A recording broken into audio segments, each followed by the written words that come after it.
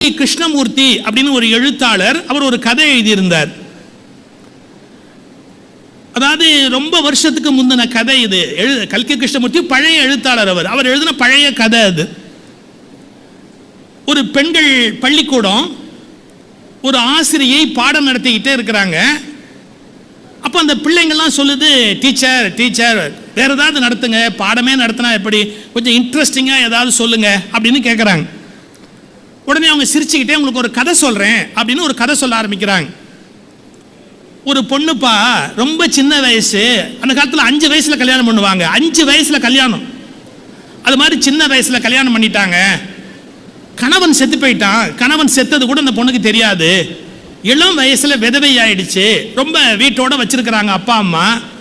ஒரு 12-13 வயசாகி போச்சு அவளுக்கு. பருவம் அடைஞ்சிட்டா. வீட்லேயே ஒரு ஓரத்தில் வச்சிருக்கிறாங்க. அந்த அப்பா அம்மாவுக்கு என்ன கஷ்டம்னு கேட்டால், கல்யாண வீடுகளுக்கு போகும்போது இந்த பொண்ணை கூட்டிகிட்டு போகவும் முடியாது, விட்டுட்டு போகவும் முடியாது. ஒரு பருவம் அடைஞ்ச பொண்ணை தனியாக வீட்டில் விட்டுட்டு போக முடியாது. கூட்டிகிட்டு போனால் இளம் விதவை மதிக்க மாட்டாங்க, வரக்கூடாது அப்படிம்பாங்க. ஒரு கல்யாணத்துக்கு தவிர்க்க முடியாமல் அந்த அப்பாவும் அம்மாவும் போனாங்க. அப்படி போன போது அந்த பொண்ணு என்ன பண்ணுறதுன்னு தெரியல. மாடிப்படி ஏறுற இடம், அந்த மாடிப்படிக்கு கீழே ஒரு இடைவெளி இருக்கும்ல, அதில் அந்த பொண்ணை உட்காத்தி வச்சுட்டு, நாங்கள் கல்யாணம்லாம் அட்டன் பண்ணிட்டு வெளியே வர வரைக்கும் நீ வெளியிலேயே வரக்கூடாது அப்படின்னு அந்த பொந்தில் அப்படியே உட்காத்தி வச்சுட்டு அப்பா அம்மா கல்யாணத்துக்குள்ளே போயிட்டாங்க. ஒரு 1 மணி நேரம் 2 மணி நேரம் தள்ளி ஒரு இளைஞன் அந்த படி வழியாக அப்படி ஏறி மேலே போகிறவன் திரும்பி வரவன், ஏன் இந்த பொண்ணு இங்கே உட்காந்துருக்கு அப்படின்னு யோசிக்கிறான். அவனுக்கு கதை சொல்கிறாங்க, இந்த மாதிரி இந்த பொண்ணு இளமையில் விதவை ஆயிட்டா, அதனால இவ கல்யாணத்துக்குள்ளே வர முடியாது, அதனால தான் இங்கே உட்காத்தி வச்சிருக்கிறாங்க அப்படின்னு. அவனுக்கு மனசு கேட்கல. உடனே ஒரு காயத்தை எடுத்து, நீ என்ன திருமணம் பண்ணிக்க தயாராக இருந்தால் மறுபடியும் நான் உன்னை மறுமணம் பண்ணுற தயாராக இருக்கேன். ஆனால் நான் ராத்திரி பாம்பே ட்ரெயினுக்கு போகிறேன். நீ உன் முடிவை எனக்கு இப்போவே சொல்லணும். நான் கொஞ்ச நேரத்தில் புறப்பட்டுருவேன் இந்த இடத்த விட்டு. உன் முடிவை சொல்லணும்னு ஒரு காகிதத்தில் எழுதி அதை கசக்கி அந்த படிக்கீழே போட்டுட்டு அவன் படி ஏறி போயிட்டான். அந்த பொண்ணு அந்த காயத்தை திறந்துட்டு தேம்பி தேம்பி தேம்பி அழுவுறா. ஏன் அழுவுறா தெரியுமா? எழுத படிக்க தெரியாது. அதில் என்ன எழுதி இருக்குன்னு தெரியாது. பள்ளிக்கூடத்துக்கு அனுப்பல அவளை. அழுதுகிட்டே இருக்கிறா. அப்புறம் மடிச்சு உள்ள வச்சுட்டா. இதை யார்ட்டையும் காட்ட முடியாது. வீட்டுக்கு வந்தோடனே அப்பாட்ட சொல்றா, என் வாழ்க்கை வீணா போச்சுப்பா, என்ன நீங்க எங்கேயாவது ஒரு பள்ளிக்கூடத்தில் சேர்த்து படிக்க வச்சிருக்கலாம், நான் எழுத படிக்க தெரிஞ்சாலாவது பயனுள்ள பொண்ணா இருப்பேன் அப்படி.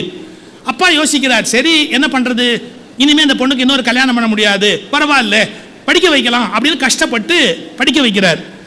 இந்த கதையை டீச்சர் சொல்லிக்கிட்டே இருக்கும்போது பொம்பளை பிள்ளைங்கள்லாம் கேட்குது, சரி டீச்சர் கதை நீளமா போகுது, அந்த பொண்ணு அப்புறம் என்ன ஆனா அப்படின்னாங்க. என்ன ஆனா? உங்க முன்னாடி டீச்சரா நின்று இப்ப பாடம் சொல்லி கொடுத்துக்கிட்டு இருக்கிறா. இதான் அந்த கதை. இது எவ்வளவு பெரிய சோகமான கதைன்னு பாருங்க. எழுத படிக்க தெரியாததால நான் உன்னை மறுபடியும் கல்யாணம் பண்ணிக்கிறேன்னு எழுதி கொடுத்த காகிதத்தை கூட படிக்க முடியல. அவ சொன்னா, அதை படிக்கிறதுக்காகத்தான் நான் மறுபடியும் படிக்கணும்னே போனேன், அதுல என்ன எழுதி இருக்கு அப்படின்னு எனக்கு தெரியாது. ஒரு காலத்தில் பெண்ணுக்கு கல்வி எப்படி மறுக்கப்பட்டது என்பதற்கு இது அடையாளம்.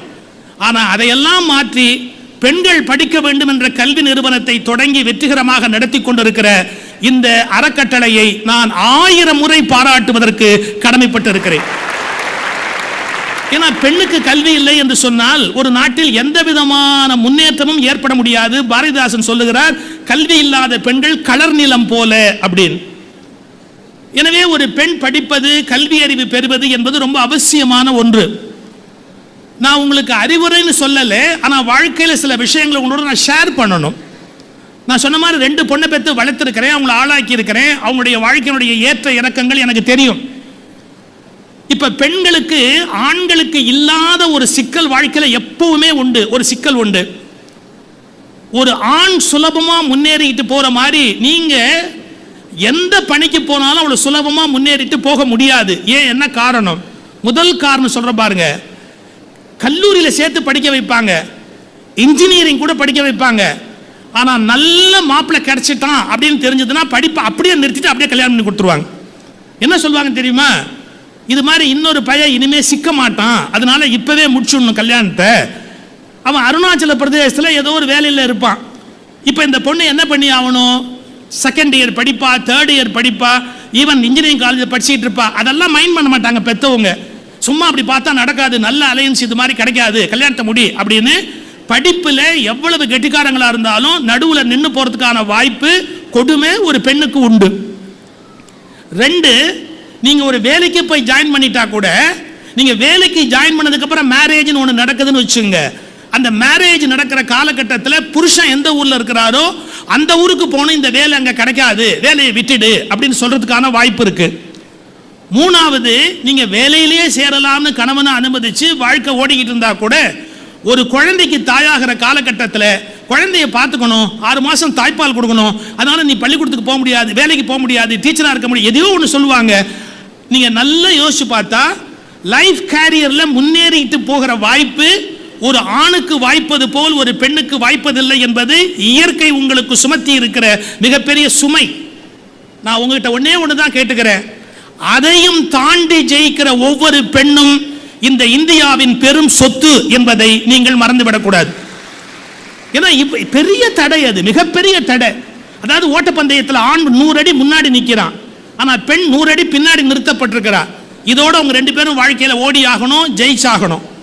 இதுக்கு நான் ஒன்னே ஒன்று தான் உங்களுக்கு சொல்லிட்டு போவேன், ஒரு ஆணுக்கு இருக்கிற திறமையை விட 1.5 மடங்கு திறமை உங்களுக்கு அதிகமாக இருந்தால்தான் ஒரு ஆண் இன்றைக்கு பிடித்திருக்கிற இடத்தையே உங்களால் பிடிக்க முடியும் என்பது உங்களுக்கு வாழ்க்கை சுமத்தி இருக்கிற ஒரு சிலுவை. அதை நம்ம மீறி வெளியில வந்தாகணும். இதெல்லாம் யதார்த்தமான உண்மைகள். அதை நம்ம எடுத்துக்கொண்டு தான் கல்விக்கு வரணும், முன்னுக்கு வரணும், வாழ்க்கையை நோக்கி பயணம் பண்ணணும். ஆனால் பெண்ணினுடைய இயல்பு என்ன, பெண் எப்படி வாழ்க்கையில் வெற்றி பெறுகிறாள், இதெல்லாம் ரொம்ப ஆச்சரியமான விஷயம். உங்களுக்கு எப்பாவது வாய்ப்பு இருந்தால் யூடியூப்ல போய் பாருங்க. நான் பெண்ணே நீ வாழ்க அப்படின்னு பேசின பேச்சு யூடியூப்ல இருக்கு. ஒரு 1.5 மணி நேரம் ஒரு பேச்சு. அது பெண்களுடைய எல்லா பிரச்சனைகளையும் ஓரளவு நான் அதில் அப்படி தொட்டு காட்டி இருக்கிறேன். அதில் ஒரு செய்தி சொல்லி இருக்கிறேன், பெண்ணுக்கு என்ன ஒரு சிக்கல் இருக்கிறது வாழ்க்கையில் அப்படிங்கிறது யோசிக்கணும். பெண்ணுக்கு இருக்கக்கூடிய ஒரு தனித்த திறமையை அங்கீகரிக்கிறதுக்கு ஆணுக்கு சுலபத்தில் மனசு வராது. நானும் ஒரு ஆண் தான், எனக்கு மனைவி இருக்கிறா, குழந்தைகள் இருக்கிறாங்க. ஏதோ நீங்க இந்த இடத்துல பேசுறேங்கிறதுக்காக நான் தாழ்ந்து போய் பேசல. எவ்வளவு திறமையா இருந்தா கூட அந்த திறமையை ஏத்துக்கிறதுக்கான வாய்ப்பு ரொம்ப கம்மி. நான் ஒரு செய்தி படித்தேன், மார்க்கெட் தாட்சர் அவ்வளவு பெரிய வலிமையான பிரைம் மினிஸ்டரா இருந்தா கூட லைஃப்ல பெரிய கஷ்டப்பட்டிருக்கிறாங்க. இஸ்ரேலுடைய பிரதமர் கோல்டா மேயர் ஒரு சம்பவத்தை ஓஷோ குறிப்பிடுறார். கோல்டா மேயரும் இந்திரா காந்தியும் ஒன்னா சந்திச்சாங்களாம். அப்போ இந்திரா காந்தி சொன்னாங்களாம், உங்க நாட்டில் இருக்கிற ஒரு வழிபாட்டு ஸ்தலம் அதை நான் பார்க்கணும் அப்படின்னு கேட்டுக்கிட்டாங்களாம். இப்படி யோசிச்சுட்டு கோல்டா மேயர் சொன்னாங்களாம், சிரமம் அது, பார்ப்போம், லெட் அஸ் ட்ரை அப்படின்னு. கடைசியா ஒரு வழிபாட்டு ஸ்தலத்துக்கு கூட்டிட்டு போய் தனியா உட்காந்து வச்சிருக்கிறாங்க. அப்போ இந்திரா காந்தி கேட்டாங்களாம், நீ பிரதமருங்கிறதுக்காக உனக்கு இவ்வளவு பெரிய மரியாதையா, இவ்வளவு பாதுகாப்பா எல்லாம் உன்னை உட்காந்து வச்சிருக்கிறாங்களே, என்ன காரணம்னு. சத்தம் போட்டு பேசாத, பொம்பளைங்க இங்க எங்க கோயிலுக்கே வரக்கூடாது, நம்ம 2 பேரும் வந்திருக்கிறோங்கிறது வெளியே தெரியக்கூடாது, அதுக்காகத்தான் இவ்வளவு பெரிய பாதுகாப்பு ஏற்பாடு. நீங்க யோசிச்சு பாருங்க, ஒரு தேசத்தோட பிரதமரா கூட ஆகலாம், ஆனா சில வழிபாட்டு ஸ்தலத்துக்குள்ள பெண்கள் போகக்கூடாதுன்னு உலகத்துல பல நாடுகளில் தடை இருக்கு. நீங்க நல்லா யோசிச்சு பார்த்தா ஒரு வரலாற்றை கண்டுபிடிக்கலாம். ஒரு பெண் எத்தனை பெரிய சமய ஞானி ஆனாலும், குறிச்சு வச்சுக்கோங்க, ஒரு பெண் எத்தனை பெரிய சமய ஞானி ஆனாலும் போப்பாண்டவராக ஆகவே முடியாது. ஒரு பெண் எவ்வளவு பெரிய அறிவாளியாக இருந்தாலும் ஒரு சங்கராச்சாரியாராக ஆகவே முடியாது. ஒரு பெண் எவ்வளவு பெரிய ஞானியாக இருந்தாலும் இஸ்லாத்தில் மத தலைவர் என்ற ஸ்தானத்தை அடைய முடியாது. காரணம், எல்லா மதங்களுமே பெண்களுக்கு எதிரானவை, அடிமைகளாக வைத்திருப்பதில் ஆசைப்படக்கூடியவை. இதை தாண்டி நீங்க ஜெயிக்கணும், இதெல்லாம் தாண்டி நீங்க மேல வரணும். எவ்வளவு கஷ்டம். இப்ப வந்திருக்கிறாங்க மாதா அமிர்தாந்தமயி, எவ்வளவு பெரிய பெருமை அது. ஒரு பெண் அத்தனை பேருக்கும் தாய் அப்படின்னு வந்திருக்கிறாங்கன்னா ஈஸியா? அரசியலில் வெற்றி பெற்ற இந்திரா காந்தி அம்மா, நம்முடைய ஜெயலலிதா அவர்கள், மம்தா பானர்ஜி அவர்கள், மாயாவதி அவர்கள், சோனியா காந்தி எல்லாம் எடுத்து பாருங்க, ஒரு சுலபத்தில் அந்த வெற்றியை நோக்கி போக முடியாது. அவர்கள் நிறைய விலை கொடுத்து கஷ்டப்பட்டு துன்பப்பட்டு தாண்டி தான் அந்த இடத்தை போய் உலகத்தில் அடைய முடியும். நான் உங்களை பயமுறுத்துறதுக்காக பேசல. ஒரு ஆணுக்கு இருக்கிற திறமையை போல 1.5 மடங்கு திறமை உங்களுக்கு கூட இருந்தா மட்டும்தான் நீங்க இந்த வாழ்க்கையில ஜெயிக்க முடியும் அப்படிங்கிற உண்மையை தயவு செய்து உள்வாங்கி கொண்டு அந்த வாழ்க்கையை கொண்டு செலுத்த வேண்டும். நான் ஒரு பெண்ணினுடைய நிலைமைக்கு ஒரு ஒரு ஒரு கதை சொல்றது உண்டு. அந்த பெண்ணே நீ வாழ்க பேச்சில் கூட சொல்லியிருக்கிறாரு. ஒரு அரசர், அந்த அரசர் என்ன பண்றாரு, எதிரி நாட்டு மேல படையெடுத்தார். படையெடுத்து அவனை அடிமையாக்கிட்டார். அந்த எதிரி நாட்டு ராஜாவை அவர் வீழ்த்திட்டார். ஆனா அவர் கொல்லல, அந்த எதிரி அரசரை கொல்லாம சொல்றாரு, நீ ரொம்ப இன்டெலிஜென்ட்னு எனக்கு தெரியும், நான் உன்னை கொண்டு வேஸ்ட் பண்ண விரும்பல, எனக்கு ஒரே ஒரு ஹெல்ப் பண்ணா நான் உன்னை அப்படியே விட்டுடுறேன், உன்னை நான் மறுபடியும் விடுதலை பண்ணி விட்டுடுறேன், நான் உன்னை கொல்லலை, எனக்கு ஒரு உதவி பண்ணு. என்ன, நான் ஒரு பொண்ணை காதலிக்கிறேன், சரி, அந்த பொண்ணுக்கு நான் மாலை இடணும்னு விரும்பினா அவ ஒரு கண்டிஷன் போடுறா. என்ன கண்டிஷன் போடுற? ஒவ்வொரு பொண்ணும் தன் ஆழ் மனசுல என்ன நினைக்கிறா அப்படிங்கிற உண்மையை கண்டுபிடிச்சு சொன்னா, ஆழ் மனசுல ஒரு பொண்ணு என்ன நினைக்கிறாங்கிற உண்மையை கண்டுபிடிச்சு சொன்னா நான் உன்னை கல்யாணம் பண்ணிக்கிறேன் அப்படின்னு சொல்றா. நான் யாரையாச்சும் கேட்டு பார்த்துட்டேன், ஒவ்வொரு பொண்ணு ஆழ் மனசுல என்ன நினைக்கிறா அப்படின்னா, இந்த உலகத்துல எதை வேணாலும் கண்டுபிடிக்கலாம், ஒரு பொண்ணு ஆழ் மனசுல என்ன நினைக்கிறாங்கிறது வெளியில தெரிய முடியாது அப்படின்னு மறுத்து சொல்றாங்க. நீ எனக்கு கண்டுபிடிச்சு சொல்லுவியான்னு கேட்டான். இவன் முயற்சி பண்றேன்னு புறப்பட்டு எங்கெங்கோ தேடி கடைசியா ஒரு சூனியக்கார கிழவி, விச் கிராஃப்ட்ல கெட்டிக்காரி, ஒரு சூனியக்கார கிழவி, அவளை போய் பார்க்கறான். அவகிட்ட கேட்கறான், இது மாதிரி இந்த கேள்விக்கு எனக்கு விட தெரியணும் அப்படின்னு. அவ சொன்னா, நான் எனக்கு தெரியும்டா ஆன்சரு, ஆனா நான் சொல்லிட்டேன்னா எனக்கு இதுல என்ன நன்மை இருக்கு? நீ போய் உன் ஃப்ரெண்டு கிட்ட சொல்லுவே, அவன் உன்னை விடுதலை பண்ணுவான், நீ ஜாலியா போயிடுவே, எனக்கு என்ன பிரயோஜனம்? அதனால நீ எனக்கு ஒரு கண்டிஷன், அதுக்கு நீ ஒத்துக்கிட்டா நான் உனக்கு பதில் சொல்றேன். என்ன கண்டிஷன்? நான் உனக்கு பதில் சொல்லுவேன், நீ போய் சொல்லு, ஆனா ஒண்ணு, அது உண்மையான பதிலா இருந்தா நான் என்ன கேட்கறனோ அதை நீ கொடுக்கணும். அவன் சொன்னா, தர்றேன், நான் இன்னைக்கு உங்க எல்லாருக்குமே சொல்லிட்டு போறேன், என்ன கேட்க போறாங்கன்னு தெரியாம தர்றேன்னு மட்டும் வாக்கே கொடுக்காதீங்க. அதை விட ஆபத்தான வாக்கு இந்த உலகத்துல எதுவுமே கிடையாது. சில பேர் முட்டாள்தனமா வாக்கு கொடுப்பாங்க, நீ என்ன கேட்டாலும் தர்றேன்னு, அவன் அன்னியோட நாசமா போயிட்டான்னு அர்த்தம். ஒருபோதும் சொல்லக்கூடாது, நீ என்ன கேட்டாலும் தர்றேன்ற வார்த்தையை மட்டும் சொல்லவே கூடாது. நீ முதல்ல சொல்லு, வேணும்னா தர்றேன்னு சொல்லணும். இது ரொம்ப முக்கியம். இது விடுங்க. இப்படி சொன்ன உடனே அவன் சரி சொல்லு அப்படின்னா, நீ கேட்கறத தரேன் அப்படின்னா. ஒவ்வொரு பொண்ணும் ஆழ் மனசுல என்ன நினைக்கிறா தெரியுமா? என்ன? வாழ்க்கையில் தன் சம்பந்தப்பட்ட முடிவுகளை எல்லாம் தானே எடுக்க வேண்டும் என்றுதான் ஒவ்வொரு பெண்ணும் ஆழ்மனதில் ஆசைப்படுகிறாள். ஏன்னா தான் சம்பந்தப்பட்ட முடிவை எல்லாம் யாரோ எடுக்கிறாங்க வாழ்க்கையில, தான் சம்பந்தப்பட்ட முடிவை தான் எடுக்க வேண்டும் என்று தான் ஒவ்வொரு பெண்ணும் வாழ்நாளில் ஆசைப்படுறா. இப்படி சொல்லட்டுமா, என்ன படிக்கலாங்கிறத யார் முடிவு பண்ணுவாங்க தெரியுமா? அந்த வீட்டில் படிப்பு வராத அண்ணன் முடிவு பண்ணுவான். என்ன துணி கட்டலாம், நீ என்ன ட்ரெஸ் பண்ணலாங்கிறத யார் பண்ணுவாங்க தெரியுமா? இந்த ட்ரெஸ்ஸிங் பத்தி சென்ஸே இல்லாத பாட்டி யோசனை சொல்லிக்கிட்டு இருப்பா, இதான் நீ ட்ரெஸ் பண்ணணும் அப்படின்னு. நீ எங்க நிக்கலாம், வீட்டில் வாசல்ல நிக்கலாமா உள்ள நிக்கலாமா அப்படிங்கறத யார் முடிவு பண்ணுவா? அந்த வீட்டு வாட்ச்மேன் முடிவு பண்ணுவான். ஏமா இங்க நிக்காதீங்கம்மா, உள்ள போய் நில்லுங்கம்மா அப்படின்னு. ஒரு பெண்ணுக்கு என்ன சிக்கல்னு கேட்டா, அவ சம்பந்தப்பட்ட எந்த முடிவுமே அவ எடுக்க முடியாது. இது அந்த சூனியக்காரி கழுவி சொல்றா. ஒவ்வொரு பொண்ணுக்கும் ஆழ் மனசுல என்ன கவலை தெரியுமா? தன் சம்பந்தப்பட்ட முடிவுகளை எல்லாம் தானே எடுக்க முடியல அப்படிங்கிறது பெரிய வருத்தம்.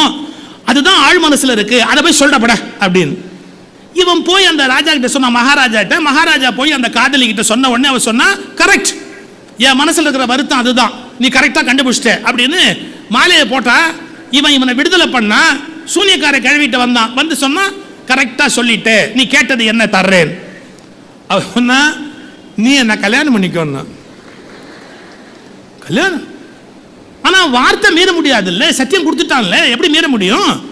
சரி, காலம்பரை எத்தனை மணிக்கு கல்யாணம்? 10:30 மணிக்கு முகூர்த்தம், மாலையோட வா. போயிட்டான்.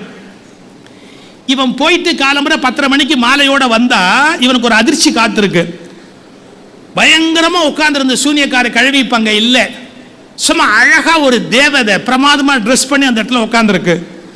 இவன் ஷாக் ஆயிட்டான். இங்க ஒரு பாட்டியமா இருந்தது, அது எங்கன்னா, நான் தாண்ட, இப்ப தேவதை மாதிரி நான் தாண்ட. எனக்கு ஆச்சரியமா இருக்கேன்னா, என்னால எப்படி வேணாலும் இருக்க முடியும், சூனியக்கார கழுவியாவும் இருக்க முடியும், தேவதையாவும் இருக்க முடியும். இப்போ உங்ககிட்ட ஒரு கேள்வி, யார் அவன் இவனை பார்த்து கேட்டா, உங்ககிட்ட ஒரு கேள்வி, உன்னோட வெளியே வரும்போதெல்லாம் நான் இப்படி தேவதையா இருக்கணும்னு நீ ஆசைப்பட்டா வருவேன், வெளியில வரும்போதெல்லாம் தேவதையா வருவேன். ஆனா என்ன கண்டிஷன் தெரியுமா? வீட்டுல இருக்கும் போதெல்லாம் சூனியக்கார கழுவியாவே உட்கார்ந்துருப்பேன் இல்லையா? வெளியில வரும்போதெல்லாம் சூனியக்கார கழுவியா வருவேன், ஆனா வீட்டுல உட்கார்ந்து இருக்கும் போதெல்லாம் தேவதையா இருப்பேன். எது உன் சாய்ஸ்? வெளியில வரும்போது சூனியக்கார கழுவியா இருக்கணுமா, வீட்டுல உட்கார்ந்து இருக்கும் போது சூனியக்கார கழுவியா இருக்கணுமா? முடிவு செய்யடான்னு. அவன் ஒரு நிமிஷம் கூட யோசிக்காம சொன்னான், அது நீ சம்பந்தப்பட்ட பிரச்சனை, நீயே முடிவு எடுத்துக்கணும். நான் எதுக்கு முடிவு எடுக்கிறது? நீ சம்பந்தப்பட்ட பிரச்சனை, நீயே முடிவு எடுத்துக்க. அவ அடுத்த நிமிஷம் சொன்னா, எப்ப நீ என் சம்பந்தப்பட்ட பிரச்சனையை என்னையே முடிவெடுக்க சொல்லிட்டியோ, நான் எப்போதுமே தேவதையா இருக்கிறதா முடிவு பண்ணிட்டேன்னு சொல்லி அவ எப்பவுமே தேவதையா இருந்தான்னு அந்த கதை முடியும். இந்த கதையில என்ன இருக்கு கவனிச்சிங்களா? ஒரு பெண் தன் சம்பந்தப்பட்ட முடிவுகளை தானே எடுக்கிற போது தேவதையாகிறாள். அவள் மீது முடிவுகள் திணிக்கப்படுகிற போது சூனியக்கார கிழவியாகிறாள். இன்றைக்கும் இந்தியாவில் பல வீட்டில் சூனியக்கார கிழவிகள் உலவுவதற்கு என்ன காரணம் என்று இப்போது உங்களுக்கு புரிந்திருக்கும் என்று நான் நம்புகிறேன். ஏன்னா அவள் சம்பந்தப்பட்ட முடிவுகளை கூட அவள் எடுக்கிறதுக்கு சொசைட்டி அனுமதிக்கிறது இல்லை. எல்லாமே கொடுக்கப்பட்டது, திணிக்கப்பட்டது, அவளுக்கு வழங்கப்பட்டது. இந்த சுதந்திரத்தை பாரதி விரும்பினா பெண்ணுக்கு எப்படி வேணும்? பெண்ணுக்கு ஞானத்தை வைத்தார். புவி பேணி வளர்த்திடும் வீசன், மண்ணுக்குள்ளே சில மூடர் நல்ல மாதர் அறிவை கெடுத்தார் அப்படின்னா. ஏன்னா பெண் படிப்பதுங்கிறது அவ்வளவு சுலபம் இல்லைங்க. முத்துலட்சுமி ரெட்டியை பத்தி நீங்க கேள்விப்பட்டிருப்பீங்க. அந்த அம்மா மெடிக்கல் காலேஜில் படிக்க போறாங்க. the one and only women student, lady student. Medical காலேஜில் படிக்க போறாங்க. ஒரே ஒரு லேடி. மெடிக்கல் காலேஜில் எவ்வளவு கஷ்டம் நீங்க நம்ப மாட்டீங்க. புதுக்கோட்டையில் மன்னர் கல்லூரியில முதல்ல டிகிரி படிக்கிறாங்க முத்துலட்சுமி ரெட்டி. அந்த காலேஜில் எல்லாமே பசங்க, ஒரே ஒரு பொம்பளை பிள்ளை முத்துலட்சுமி ரெட்டி. அவங்களுக்கு என்ன கஷ்டம் தெரியுங்களா? லேடிஸுக்குன்னு டாய்லெட்டே கிடையாது. ஒரு ஜென்ஸ் காலேஜில் லேடிஸுக்குன்னு டாய்லெட்டே இல்லாம ஒரு பொண்ணு டிகிரி முடிச்சு வெளியே வர்றதுன்னா எவ்வளவு கஷ்டம் முத்துலட்சுமி ரெட்டி. அடுத்தது அதை விட கஷ்டம், மெடிக்கல் காலேஜ் போறாங்க, அங்கேயும் அதே ப்ராப்ளம். ஒரு இங்கிலீஷ் ப்ரொஃபசர், அதாவது ஆங்கிலேயன் ஒரு டாக்டர் கிளாஸ் எடுக்கிறவன், இந்த பொம்பளையை வெளியே போய் சொல்லு, பொம்பளைக்கு நான் கிளாஸ் எடுக்க மாட்டேன்னா. முத்துலட்சுமி ரெட்டிக்கு கிளாஸ் எடுக்க மாட்டேன், வெளியே போய் சொல்லு அப்படின்னா. இதையெல்லாம் தாண்டி முத்துலட்சுமி ரெட்டி இந்தியாவின் முதல் பெண் டாக்டர் என்ற பட்டத்தை பெற்று பெண்குலத்துக்கு ஒரு பெரிய பெருமை சேர்த்து கொடுத்தார் முத்துலட்சுமி ரெட்டி. இன்னைக்கு நீங்க படிக்கிறது பெருசு இல்லைங்க குழந்தைங்களா. அன்னைக்கு ஒரே பொம்பளை பிள்ளை மெடிக்கல் காலேஜில் டாய்லெட் கூட இல்லாத போது படிச்சு பாஸ் பண்ணா பாருங்க. அதை நினைச்சு பார்க்கணும், எப்பேற்பட்ட பெண்ணாக அவ இருந்தாள் அப்படிங்கறத யோசிக்கணும். கேப்டன் லட்சுமி அப்படின்னு ஒரு பெண் இருந்தா, நேதாஜி சுபாஷ் சந்திர போஸினுடைய ஜான்சி ராணி படைப்பிரிவின் தலைவியா இருந்தா. பல பேருக்கு தெரிஞ்சிருக்கலாம், தெரியாமலும் இருக்கலாம். என்னுடைய வருத்தத்தை கூட நான் ஒரு புத்தகத்தில் எழுதியிருந்தேன். எனக்கு ரொம்ப நல்ல நடிகைன்னு தெரியும் நடிகை லட்சுமி, ரொம்ப குணச்சித்திர நடிகை, சிறந்த ஆக்ட்ரஸ், இல்லைன்னு சொல்ல முடியாது. ஆனால் நம்ம ஊர்ல நடிகை லட்சுமி தெரிந்த அளவுக்கு கேப்டன் லட்சுமி தெரியாது. கேப்டன் லட்சுமியோட தியாகம் என்ன அப்படிங்கிறது இந்த தேசத்தில் பல பேருக்கு தெரியாது. ஒரு பொம்பளை, அழகான பொம்பளை கேப்டன் லட்சுமி, ஒரு படைப்பிரிவில் சேர்ந்து போராடுற இடத்துல போய் நேதாஜியோடு சேர்ந்து போராடிய பெண்மணி நம்முடைய கேப்டன் லட்சுமி. அதெல்லாம் நமக்கு தெரியணும். கோச்சுக்காதீங்க, நான் ஒரு காலேஜில் நடந்த விஷயம் சொல்றேன். நான் வேற ஒரு பெண்கள் கல்லூரியில் பேச போயிருந்தேன். அப்போ ஒரு நடிகருடைய பேர் சொன்னேன். உங்களுக்கு தெரியும் பாப்புலரான நடிகர்கள் யார் யாருன்னு. ஒரு 2 பேர் ரொம்ப பாப்புலர். ஆனால் அந்த 2 பேருடைய பேர் சொன்னேன். அந்த பேர் சொன்ன உடனே பொம்பளை பிள்ளைங்க பேய் மாதிரி கை தட்டுது. அந்த 2 நடிகருடைய பேர் சொன்ன உடனே பொம்பளை பிள்ளைங்க பேய் மாதிரி கை தட்டினாங்க. நான் ஒரு நிமிஷம் நிறுத்திட்டு ஒரு கேள்வி கேட்டேன். இந்த வாலிப கிழவர்கள் உங்களுக்கு வாரி கொடுத்தது என்ன? இந்த வாலிப கிழவர்கள் உங்களுக்கு வாரி கொடுத்தது என்ன? பாருங்க, ஒரு நடிகனுடைய பேர் சொன்னா பொம்பளை பிள்ளைங்க கை தட்டுவாங்க அப்படின்னு சொன்னா நம்முடைய கலாச்சாரம் எங்கேயோ போயிட்டு இருக்குதுன்னு அர்த்தம். கேப்டன் லட்சுமி தெரியல, ஆனா நடிகை லட்சுமி இந்த நாட்டு மக்களுக்கு தெரியுது. இதையெல்லாம் நீங்க மாற்றி அமைக்கணும். ஏன்னா நீங்க கல்வி கற்று இருக்கிறீங்க. ஒரு காலத்துல கல்வி கற்காத பெண்கள் வாழ்ந்த நாடு வேற மாதிரி இருக்கலாம். ஆனா இப்ப கல்வி கற்ற பெண்கள் வாழ்ந்திருக்கிற நாடு, கல்வி கற்ற பெண்கள் வாழ்கிற நாடு வித்தியாசமா இருக்கணும். அதை நீங்க மனசுல வச்சுக்கணும்.